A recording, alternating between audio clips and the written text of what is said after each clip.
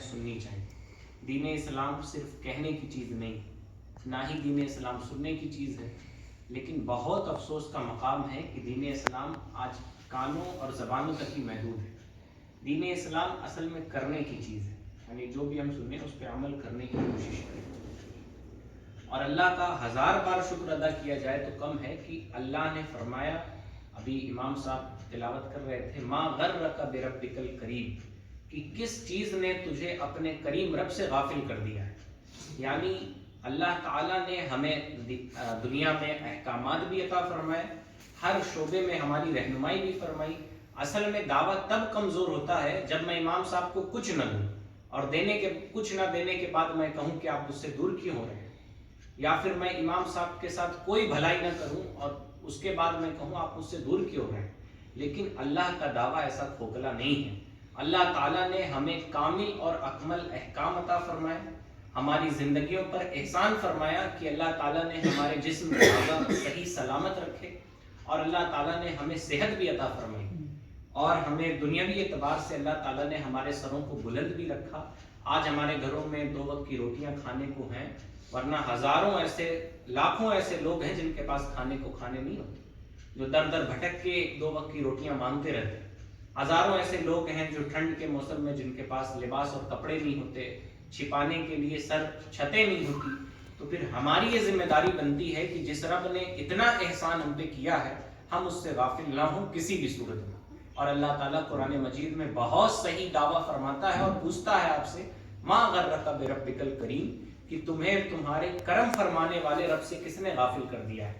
اس دنیا میں جسے آنی اور جانی اور فنا ہو جانی ہے، دنیا کی ساری دولتیں اکٹھا کرنے کے باوجود ہم یہ نہیں کہہ سکتے کہ وہ دولت ہماری ہے۔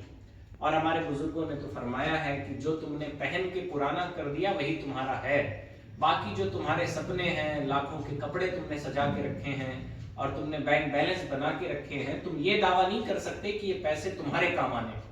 اللہ تمہیں زندگی دے نہ دے، معلوم ہو کہ یہاں سے اٹھنے سے پہلے ہم میں سے کسی کا انتقال ہو جائے، اور جتنی پلاننگ ہم نے کر کے رکھی ہے، جتنا مال دولت ہم نے اکٹھا کر کے رکھا ہے، کچھ بھی ہمارے کام نہ آئے۔ تو ہمیں دنیا میں زندگی اللہ تعالیٰ کے احکام کے مطابق گزارنی چاہیے، اور اللہ کا 1000 بار شکر ادا کیا جائے تو کم ہے کہ اس نے ہمیں ایسا کامل نظام عطا فرمایا ہے جو ہمیں اٹھنے، بیٹھنے، چلنے، پھرنے، استنجا کرنے تک کے آداب ہمیں بتاتا ہے۔ اور ایسا نہیں ہے دوسرے مذہب والے جسے دنیا کہہ کے ٹال دیتے ہیں، دین اسلام اس میں بھی آپ کی رہنمائی کرتا ہے۔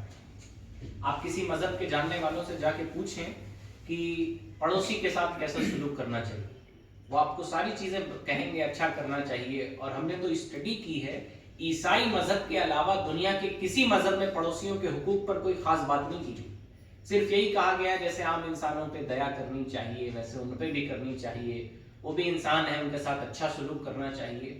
قربان جائیے اللہ کے نبی علیہ السلام پہ کہ نبی علیہ السلام نے ہمیں پڑوسیوں کے حقوق بھی بتائے، اور فرمایا وہ شخص اللہ کی قسم وہ مومن نہیں، اللہ کی قسم وہ مومن نہیں، اللہ کی قسم وہ مومن نہیں ہے۔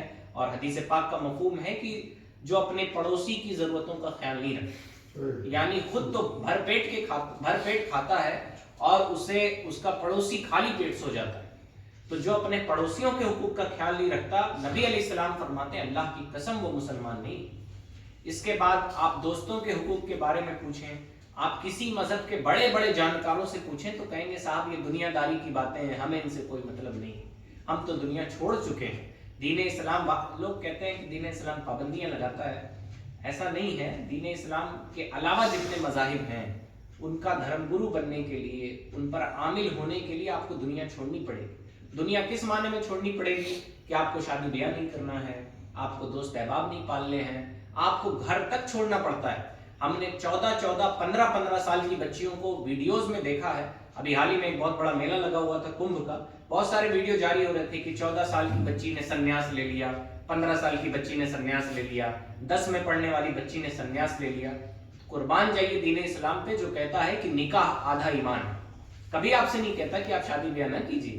نبی علیہ السلام نے تو فرمایا ہے کہ تم کثرت سے اولادیں پیدا کرو، وہ نہیں کہتا کہ اولادیں جو ہے وہ دنیا داری کی چیزیں ہیں۔ دین اسلام وہاں بھی آپ کی رہنمائی کرتا ہے کہ آپ شادی کیجئے، لیکن شادی کے بعد اپنی بیویوں کا خیال بھی رکھیے، تھوڑی سی ذمہ داری دین اسلام ہمیں دیتا ہے، اور بہت آسان ہے ہمارا دین.